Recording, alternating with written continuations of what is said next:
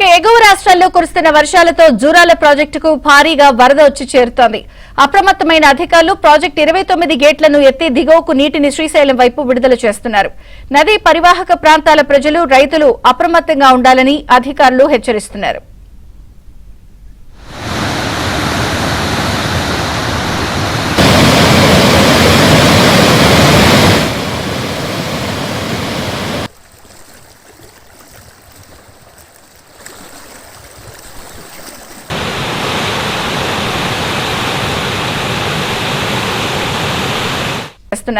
నదీ పరివాహక ప్రాంతాల ప్రజలు, రైతులు అప్రమత్తంగా ఉండాలని అధికారులు హెచ్చరిస్తున్నారు.